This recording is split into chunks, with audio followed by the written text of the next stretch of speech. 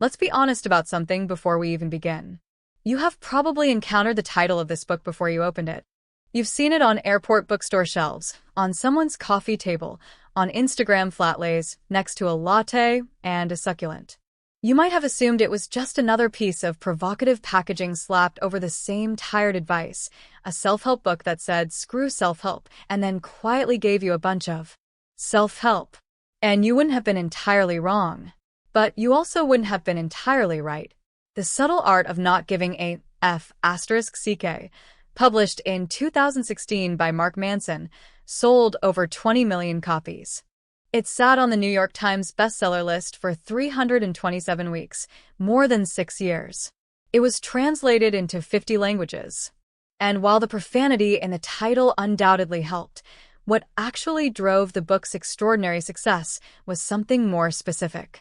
It said out loud things that a lot of people had been quietly thinking, but that the entire genre of self-help had been systematically refusing to say. Things like, the relentless positivity being sold to you is making you miserable.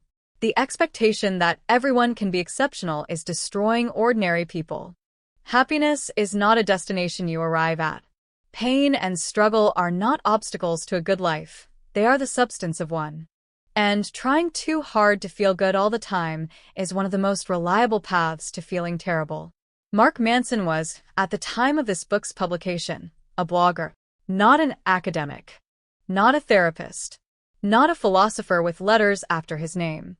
A guy who had spent years writing on the internet about psychology, relationships, and personal development, drawing on everything from Stoic philosophy to existentialism to evolutionary biology. And who had built a massive audience by saying things with blunt clarity that the more credentialed members of the self-help industry were too cautious or too commercially constrained to say. That background matters. It explains both the book's enormous strengths and its real limitations. It explains why the prose crackles with energy and why some of the arguments are thinner than they sound. It explains why the book feels like a conversation with a smart, irreverent friend who has read a lot, and also why that friend sometimes overstates his case. But we'll get to all of that. First, let's understand what the book is actually saying, because underneath the profanity and the self-deprecating humor, there is a genuine and coherent philosophy here. And it deserves a thorough unpacking. Part 1. The Feedback Loop from Hell. Why Trying to Be Happy Makes You Miserable. Manson opens the book with Charles Bukowski, the poet, the drunk, the man who failed at almost everything for most of his life, and became one of the most celebrated American writers of the 20th century largely because he never pretended otherwise. Bukowski's epitaph reads, "Don't try."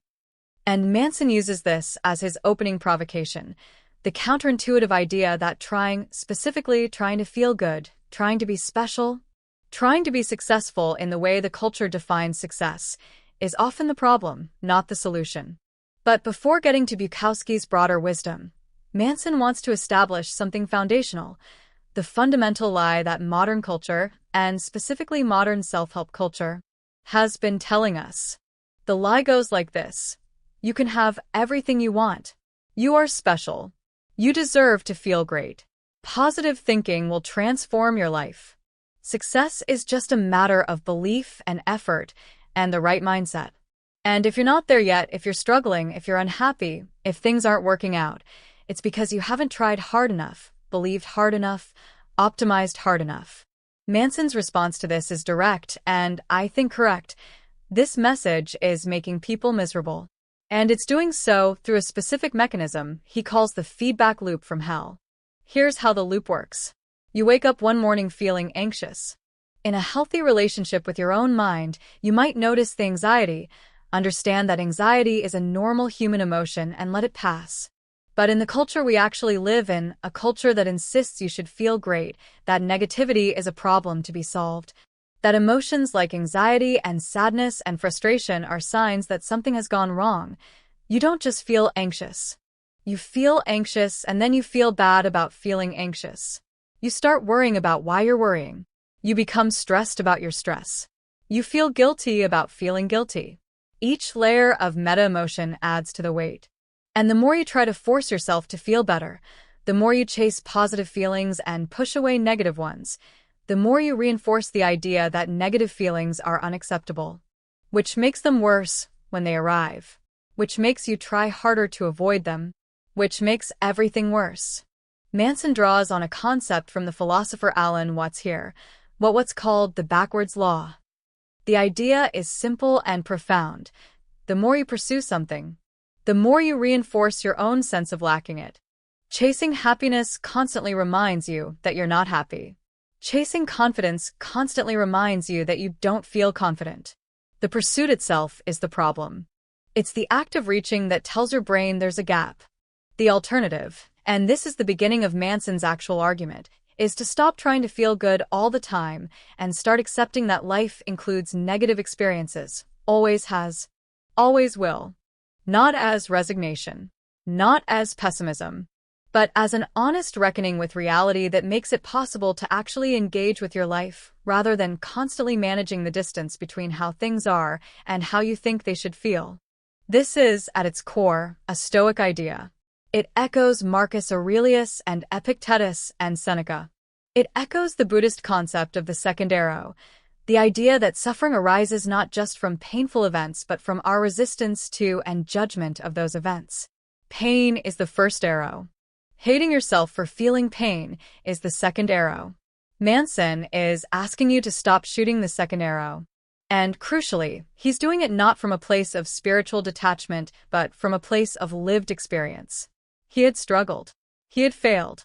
He had been the guy at 20-something bouncing between cities and relationships and ambitions without direction. He wasn't speaking from the position of someone who had it figured out and was generously sharing his wisdom. He was speaking from the position of someone who had stumbled into something useful and was trying to describe it clearly enough for it to be useful to someone else. Part 2. What is a fuck, actually, and the 3 subtleties before Manson can make his actual argument. He needs to clarify the one that everyone assumes he's making. Because not giving a *ck sounds like it means not caring about anything. Being indifferent. Becoming cold. Detached. Apathetic. And that is not what he means at all. He introduces 3 subtleties, and each one is worth spending real time with because together they form the actual foundation of the book. The first subtlety, not giving a *ck, does not mean being indifferent. It means being comfortable being different. It means not needing the approval of the people around you to feel okay about your choices. It means being willing to go against social consensus when your values require it, without falling apart over the resulting disapproval. The person who doesn't give a *ck is not the person who cares about nothing. The person who doesn't give a *ck is the person who cares about the right things and has become sufficiently grounded in those values that they don't need everyone else to agree. Think about the difference between someone who says, "I don't care what anyone thinks," as a defensive posture, as a way of preemptively dismissing the opinions they're actually terrified of, and someone who genuinely doesn't need external validation because they've done the work of figuring out what actually matters to them. The first person cares enormously and is performing indifference. The second person has real freedom. That's the distinction Manson is after. The second subtlety is this. To not give a *ck about adversity, you must first give a *ck about something more important than the adversity. This is the one that people miss most often. The book is not telling you to care about nothing. It's telling you to care about something real and meaningful enough that the ordinary friction of life, the criticism, the setbacks, the embarrassments, the failures, stops feeling catastrophic. You can tolerate the discomfort of being wrong, of being judged, of struggling, of failing, when you care enough about something that those experiences are worth enduring. Without something to care about that transcends the discomfort, not giving a *ck is just numbness. With it, not giving a *ck is courage. The third subtlety is perhaps the most philosophically honest one. Whether you realize it or not, you are always choosing what to give a *ck about. There is no neutral position. No one gives 0 *ck's. The only question is whether your *ck's are being allocated consciously, based on genuine reflection about what matters, or unconsciously, based on social pressure, advertising, anxiety, habit, and the path of least resistance. Most people's *ck's, Manson argues, are being allocated unconsciously most of the time. The goal is to bring that allocation process into awareness and start making deliberate choices. Together, these three subtleties reframe the entire book. This is not an argument for nihilism or detachment or the cool effect of someone who's above it all. It is an argument for values, for figuring out what genuinely matters to you, holding those things with real commitment, and then being genuinely, authentically indifferent to the things that don't. Part 3. Happiness is not found. IT is made through problems here is one of the ideas in the book that I think is genuinely undervalued in how it gets discussed. Manson's theory of happiness, which is substantially different from what most self-help books offer. Most of the happiness literature, explicitly or implicitly, treats happiness as a destination, a state you arrive at, a feeling you achieve, either through achieving your goals, or through gratitude practice, or through meditation, or through the right mindset, or through whatever the particular author is selling. Eventually, if you do the thing correctly, you get to the place called happiness and you feel it. Manson thinks this is wrong. Not partially wrong. Fundamentally, architecturally wrong.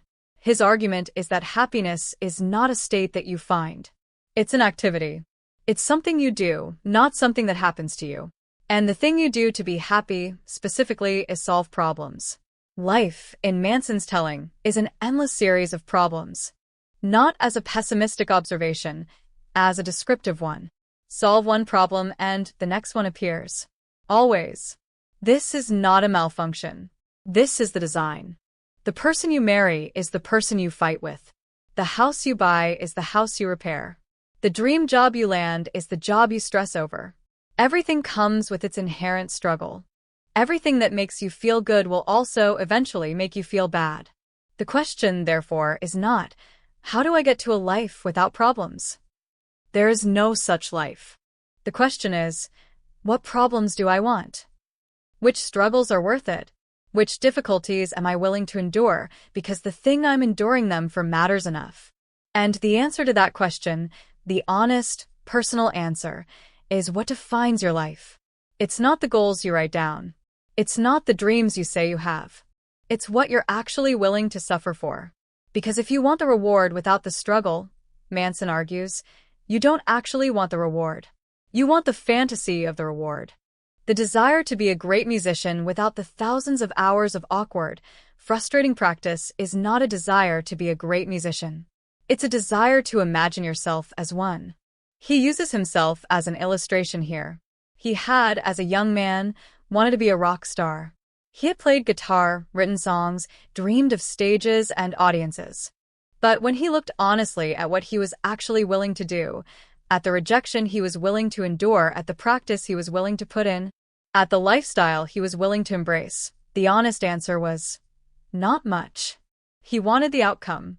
He wasn't truly willing to pay the price. And the recognition that the price wasn't one he actually wanted to pay was more useful than any amount of motivational content pushing him to chase his dreams. This is radically useful and radically uncomfortable, because it asks you to be honest about the gap between what you say you want and what you're actually willing to do. And most people, if they sit with that question long enough, find a gap. A significant one. Part 4. You are not special. The curse of exceptionalism. This is the chapter that most reliably makes people either nod in relief or bristle in offense, depending on their relationship with the culture of individual exceptionalism that has dominated the last several decades of Western life. Manson's argument is blunt. You are probably not special. The enormous majority of people are ordinary by definition. That's what it means for something to be extraordinary, that most people aren't it. And the cultural insistence that everyone is exceptional, that everyone has unique gifts that the world needs, that anyone can achieve greatness if they just believe hard enough and work hard enough. This message, despite its good intentions, is producing some specific and serious psychological damage. He points to the research on self-esteem movements that began in the 1980s and accelerated through the 90s and 2000s. Well-meaning educators, parents, and psychologists decided that low self-esteem was the root of most social problems and that therefore boosting self-esteem, through praise, through trophies for participation, through insulating children from failure and criticism, would produce healthier, more capable adults. The results were mixed at best and actively harmful at worst. Study after study found that artificially inflated self-esteem was associated not with better outcomes, but with narcissism, fragility, and the inability to handle adversity. The problem with telling everyone they're special is twofold. First, it's false. By definition, most people are not exceptional.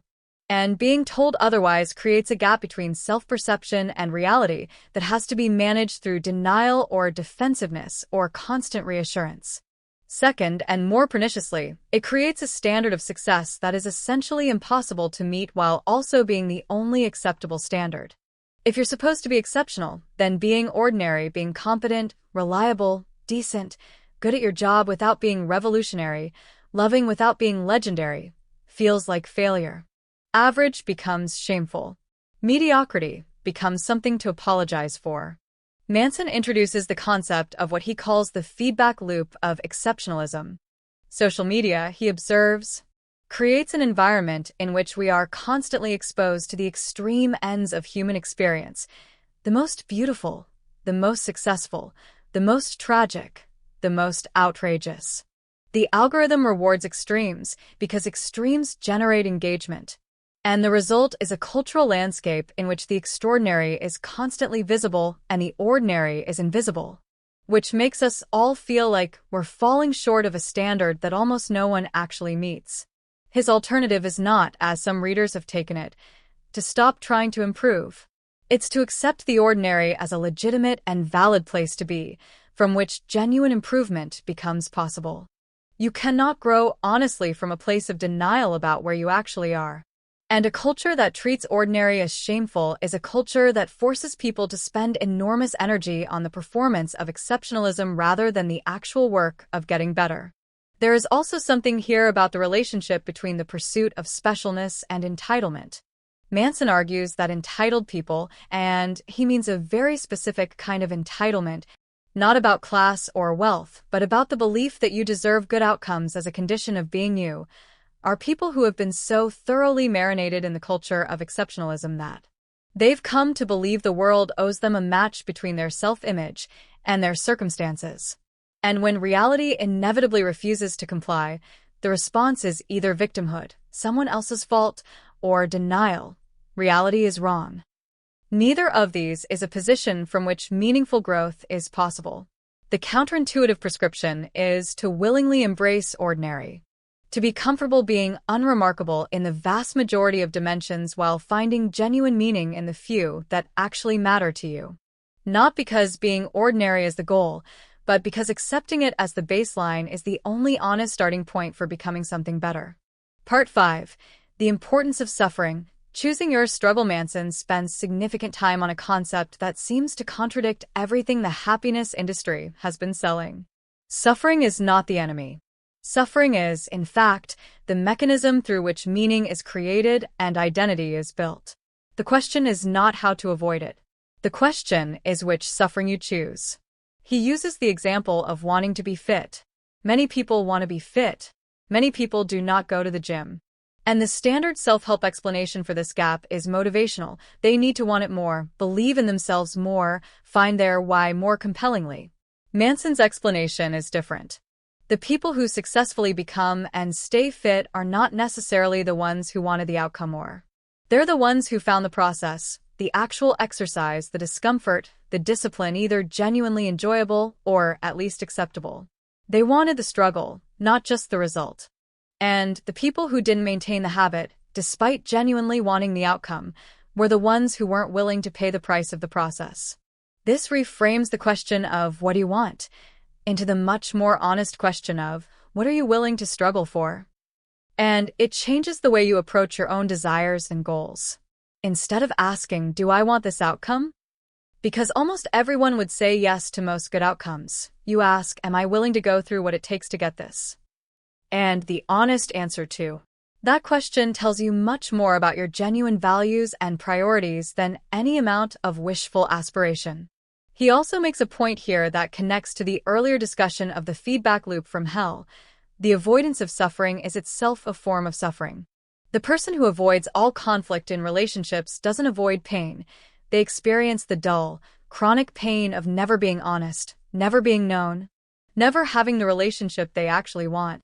The person who avoids all professional risk doesn't avoid anxiety. They carry the slow, persistent anxiety of wondering what they might have become if they'd been willing to try. Avoiding the acute discomfort of growth produces the chronic discomfort of stagnation. You don't get to not suffer. You only get to choose which kind. Manson tells a personal story here that anchors the abstraction in something real. His best friend Josh died in a diving accident when they were both 19. The death was senseless, sudden, the kind that doesn't resolve into meaning no matter how long you look at it. Manson describes the impact on him as profound and lasting. It changed his relationship with death, with risk, with the question of how to live. And the way he describes it is important. He doesn't say Josh's death gave him clarity about what matters, in the neat retrospective narrative that we tend to construct around loss. He says it left him with questions he has never fully resolved, with a sense of the fragility and arbitrariness of existence that has never entirely left him. And that sitting with those questions, rather than resolving them into something comfortable, has been one of the most significant experiences of his life. This is genuinely unusual in the self-help genre, which tends to treat personal loss as the setup for a resolution, the dark night of the soul that produces the breakthrough, the suffering that justifies the wisdom. Manson resists this narrative. Some losses don't resolve. Some suffering doesn't produce insight. And acknowledging that honestly is more useful than packaging tragedy into a neat arc. Part 6. You are always choosing. Responsibility is everything. This chapter is where the philosophy of the book sharpens into something with genuine practical consequences. And the concept at its center is one that is both obvious and radical in its full implications. You are always responsible for how you respond to your circumstances. Not for everything that happens to you, but for everything you do with what happens to you. Manson makes the distinction between fault and responsibility explicit and important. Fault is about causation. Who or what caused this situation? Responsibility is about agency, who is going to do something about it. These are not the same thing. And conflating them is one of the most common and most damaging things people do. He uses a blunt example. If someone is walking down the street and gets mugged, is assaulted, robbed, traumatized, none of that is their fault. The mugger's choices caused that situation. The victim is not to blame in any meaningful sense. But once the mugging has happened, the question of responsibility is entirely separate. How do you respond? Do you get help? Do you process the trauma? Do you let it change how you move through the world in useful ways or damaging ways? The mugger is responsible for the crime. You are responsible for what comes next. Both things are true. This is not a comfortable idea for everyone. It can be misread as victim blaming, and Manson is aware of this. He addresses it directly, if perhaps not as thoroughly as he should. But the actual claim is not that your circumstances are your fault. It's that your agency, your capacity to choose your response, does not disappear just because something bad happened to you that wasn't your fault. And the importance of this is enormous. Because the alternative, the belief that because something wasn't your fault you therefore have no responsibility for what happens next, is a position that surrenders all agency. It feels like justice. He caused this, so he should fix it, but it functions like helplessness because the person who caused it usually isn't going to fix it, which means you remain stuck indefinitely waiting for repair that isn't coming. He extends this to a broader critique of victim culture, and here the book becomes genuinely controversial in ways worth engaging with honestly, not dismissing. Manson observes that victimhood has become, in some corners of the culture, a form of identity and status. That being oppressed or wronged or suffering confers a kind of moral authority that is compelling enough that some people are reluctant to give it up even when circumstances change, because their identity has become organized around the wrong done to them. He's careful to say that this doesn't make the underlying wrong less real. But it does mean that organizing your entire identity around your victimization produces a life in which your well-being is permanently hostage to the person or system that wronged you, which, practically speaking, often means your well-being is never recovered. The prescription is not to pretend bad things didn't happen. It's to claim the agency you have, however limited, however unfair, and start using it. Because that agency, however partial, is the only thing that can actually change your situation. Waiting for the world to be fair enough, or for the people who wronged you to make it right, or for circumstances to improve before you start taking responsibility, that wait, in most cases, has no end. Part 7. The Fault versus Responsibility Matrix. Errors and growth. Connected to the previous chapter is Manson's framework for thinking about mistakes and growth, which is one of the most practically useful sections of the book and one that translates directly into how you approach failure, feedback, and learning. The central claim is this: certainty is the enemy of growth. And the willingness to be wrong, genuinely, non-defensively wrong, not performatively humble, but actually open to the possibility that your current understanding is incomplete or mistaken, is one of the most important capacities a person can develop. Most of us are extraordinarily resistant to being wrong, not because we consciously prioritize being right, but because our sense of identity is often so entangled with our beliefs and values and self-assessments that being wrong about something feels like being wrong about who we are. The more important a belief is to our identity, the more threatened we feel by evidence against it. We call this cognitive dissonance and confirmation bias, and they are nearly universal. Manson frames this as what he calls the Manson law of avoidance. The more something threatens your identity, the more you will avoid it.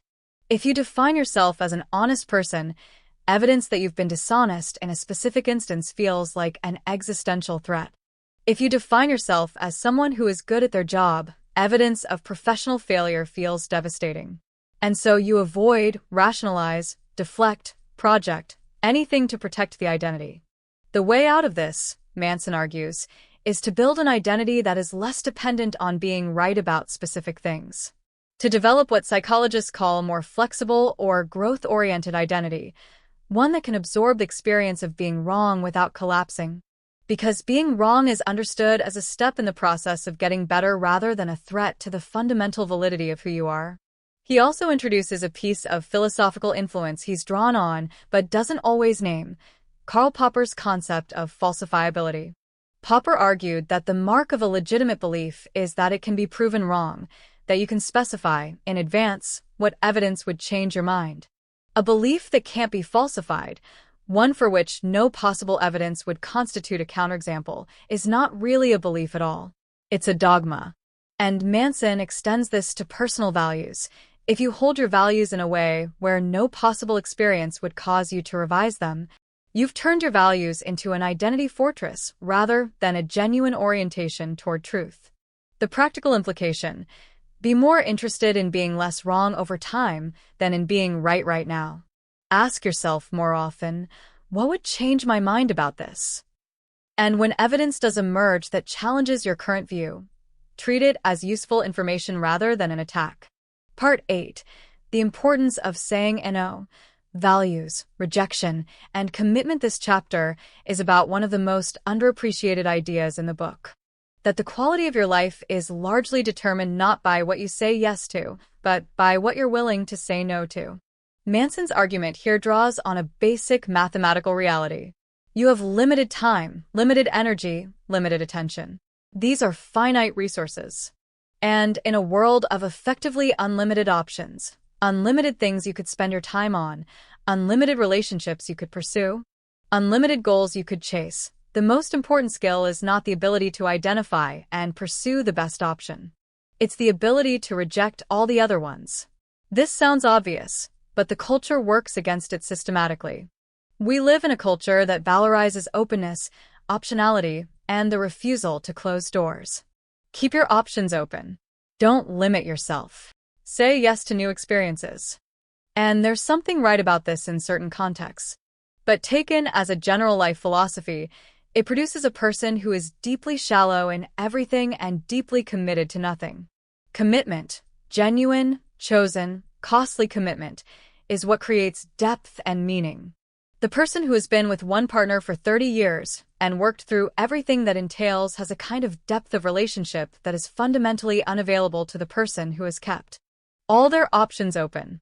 The person who has dedicated a decade to mastering a craft has access to a depth of skill and understanding that requires the rejection of 1,000 other things they could have been doing with that time. Manson makes a point about rejection that resonates hard if you think about it. Our identity is defined by what we're willing to reject as much as what we embrace. If you refuse to commit to a political position, a personal value, a relationship, a vocation, not because you're genuinely undecided, but because commitment feels risky, because you don't want to be wrong, because you want to preserve the possibility of all things, then you don't really have an identity. You have a collection of possibilities that you've never chosen between. The resistance to saying no, to committing and therefore to closing off alternatives, is also related to a phenomenon Manson describes as the paradox of choice, an idea he borrows from psychologist Barry Schwartz. The more options we have available, the less satisfied we tend to be with whatever we choose, because we're always aware of the alternatives we've foregone. Choice beyond a certain point becomes not liberating but paralyzing. And the solution is not more information or better analysis. It's a willingness to choose, to commit to that choice, and to stop measuring it against the phantom value of the things you didn't pick. He returns here to his deceased friend Josh, using the loss as a lens on the question of values and commitment. What Josh's death made clear to him was that the things that actually mattered, the relationships, the moments of genuine connection and presence, the work that felt meaningful, were the things he'd been most prone to taking for granted because they didn't feel urgent. The things he'd been most anxious about, status, achievement, how he was perceived, dissolved in relevance the moment he was confronted with real loss. And the lesson he drew was not that achievement doesn't matter, but that it only matters as an expression of genuine values, and genuine values require commitment, and commitment requires saying no to 1,000 other things. Part 9, And Then You Die. The existential foundation, the final and most philosophically ambitious section of the book, is about death. And it is, in some ways, the section that makes the rest of the book make sense. Because the argument Manson has been building throughout, about choosing your F***ck's carefully, about accepting struggle, about committing deeply to what matters, rests on a foundation that he leaves until near the end: the fact that you are going to die. This sounds obvious. You know you're going to die. Everyone knows they're going to die. But Manson's claim, drawing on existentialist philosophy, particularly Ernest Becker's Pulitzer Prize-winning work, The Denial of Death, is that while we know it intellectually, most of us spend most of our lives in a state of active, unconscious denial of this fact. And that denial has enormous consequences for how we live. Becker's central thesis, which Manson summarizes and extends, is that most of human culture is a kind of elaborate defense mechanism against the awareness of mortality. The projects we build, the legacies we seek, the religions we practice, the status hierarchies we climb, all of these serve, at least in part, as bulwarks against the terror of mortality. As long as I'm building something that will outlast me, I am not really dying. As long as my name is remembered, I haven't completely disappeared. Becker calls these immortality projects, the ways we try to transcend our mortality by leaving something behind. And they're not inherently bad. The drive to contribute something lasting, to be part of something larger than yourself, to be remembered, these can produce genuine goods in the world. Art, science, community, family. But the immortality project becomes a trap when the anxiety about death becomes so pervasive that it distorts your values, when you're climbing the career ladder not because the work matters to you, but because achievement feels like a proof of existence. When you're accumulating wealth not because it enables the life you want, but because it feels like a hedge against insignificance. Manson's prescription is not to give up on meaning or a legacy. It's to look at death honestly enough that it clarifies rather than distorts. The Stoics had a practice called memento mori, remember that you will die, which they used not to produce depression but to produce clarity. When you truly hold your mortality in awareness, a lot of the things that seem urgent become obviously trivial. A lot of the comparisons and competitions and small resentments that consume enormous amounts of your limited time reveal themselves as the petty things they actually are. He also makes a point about how the awareness of death relates to the willingness to be honest about your values. If you know you're going to die, if you feel it, not just know it, then the question of how you're spending your time becomes pressing in a way it isn't when death feels abstract and distant. Are you spending your one finite life on things that actually matter to you? Are you giving your F***CKs to things that, from the vantage point of your deathbed, will have been worth it? Or are you spending your finite energy managing other people's perceptions, consuming content that leaves no trace in you, competing for status in hierarchies you didn't consciously choose? This is Manson at his most serious, and it's also Manson at his most derivative. He's drawing heavily on Becker and the existentialists and the Stoics, without always making those debts explicit. But the synthesis is genuinely useful. The awareness of death, properly held, is not a source of despair. It is a source of prioritization. It is, in the end, what makes the question of which F***CKs to give urgent rather than merely interesting. Part 10. Relationships, honesty, and the limits of love threaded throughout the book, but most concentrated in its later sections is Manson's treatment of relationships, and specifically, the ways in which conventional wisdom about love and connection can actually undermine the thing it's trying to create. He opens this section with a deceptively simple observation. Many relationships are sustained not by genuine love or connection, but by a mutual dependency that masquerades as love. Two people who are both separately frightened of being alone, who have each found someone to fill the emotional gap. Their relationship can feel like love, can use the language of love, can produce all the external markers of a loving relationship. But it rests on a different foundation than love. It rests on need. And need-based relationships have specific and predictable failure modes. The first is that the relationship cannot survive growth. If one person changes, evolves their values, develops greater self-sufficiency, comes into themselves in some meaningful way, the dynamic that held the relationship together shifts.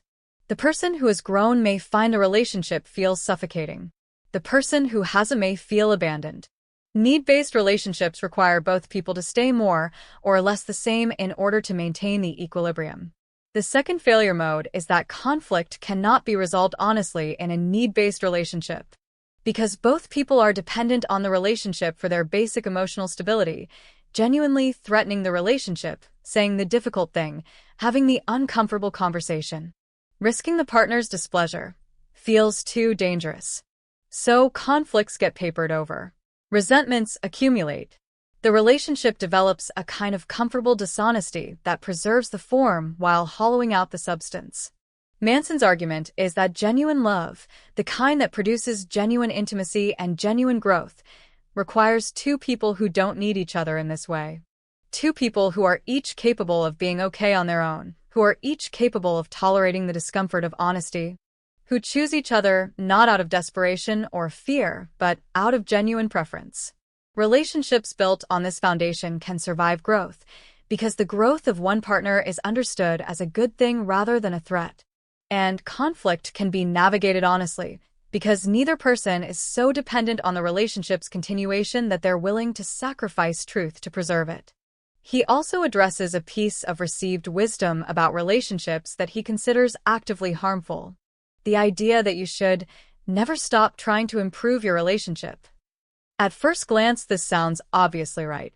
But the implicit message underneath it is that a good relationship requires constant vigilance and work, that it's always a project, always a site of potential failure, always in need of management and maintenance. This frame, Manson argues, produces exactly the kind of anxious overinvestment that makes relationships worse.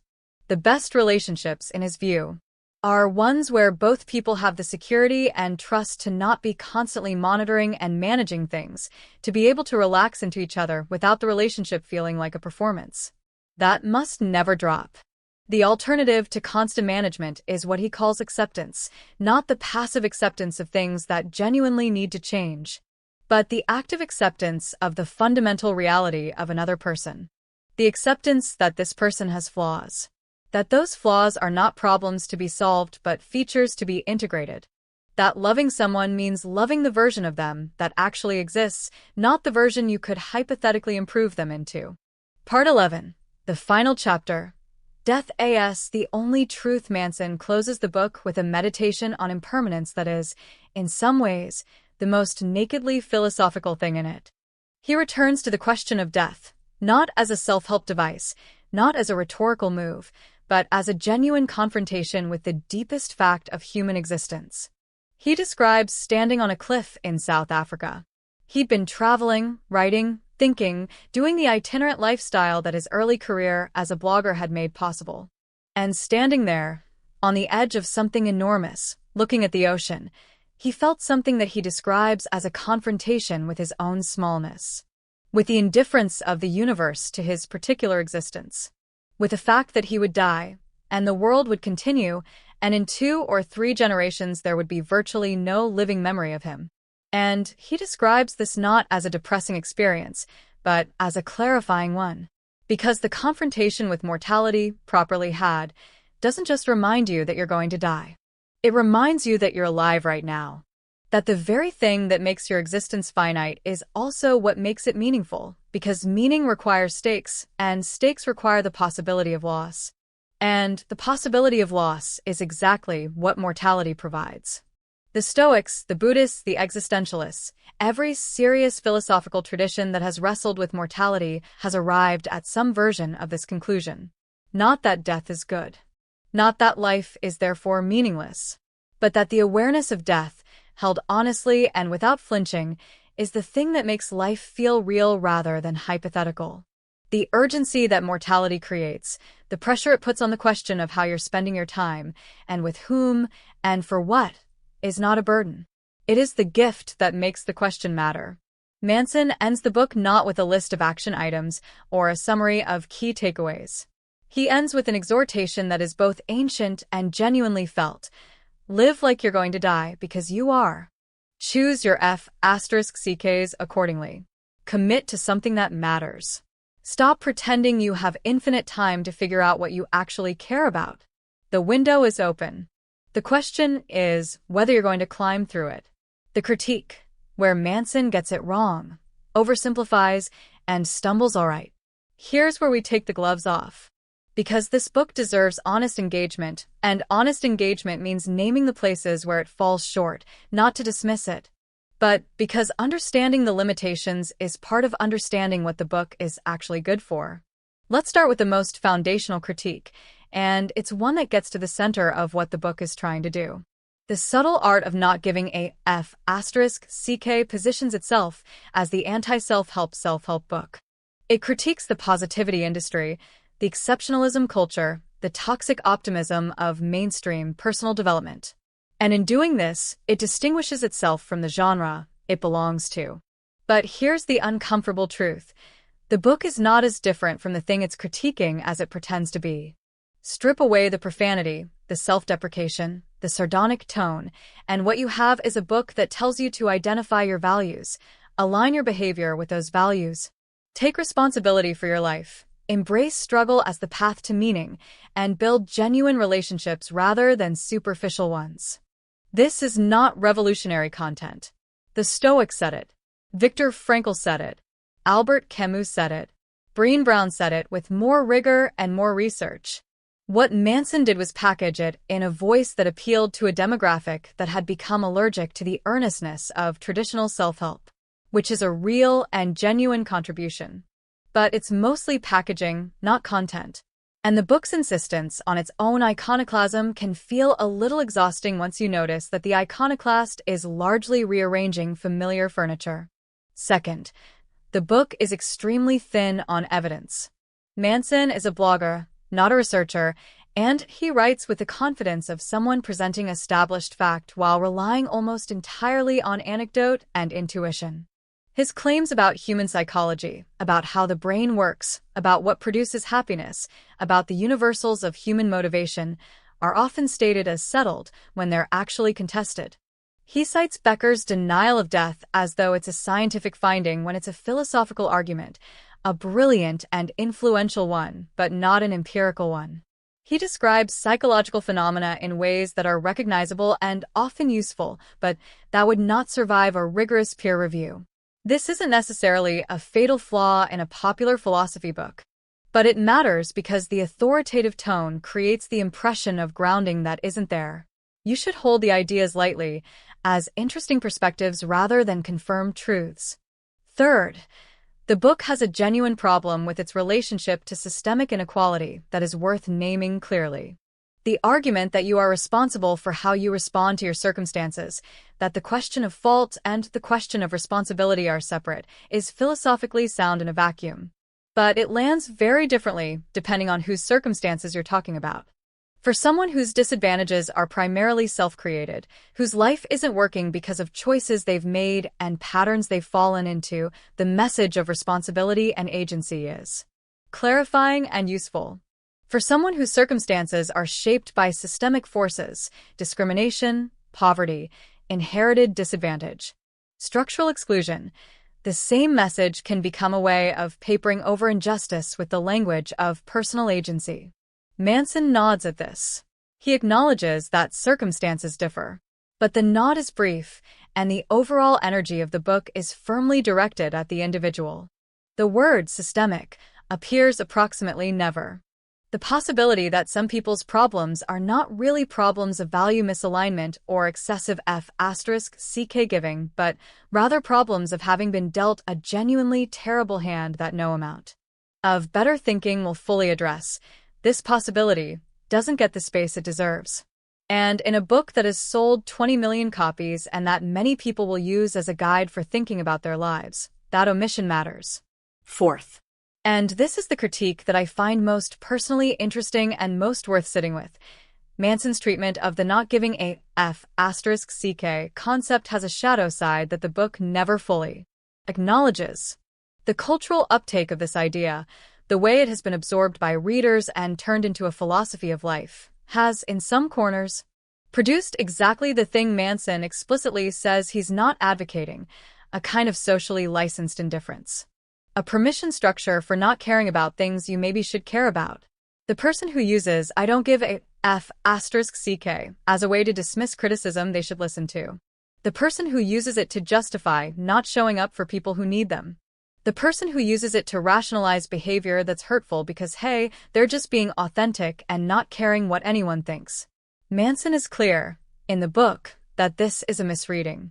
But the distance between the message he intended and the message that was received by at least a significant portion of 20 million readers is itself telling. A message that is this easily misread in this specific direction might have some structural ambiguity that the author didn't fully work out. The line between healthy indifference to social pressure and unhealthy indifference to legitimate accountability is genuinely fine. And the book doesn't draw it with enough precision to prevent the misreading. Fifth, the gender dynamics in the book are worth noting. Multiple readers and critics have observed that the book's examples, voice, and worldview skew heavily male, in some passages almost exclusively so. The relationship examples, the stories of personal struggle, the illustrations of what it means to give and not give a F***ck, these feel written for a specific kind of reader.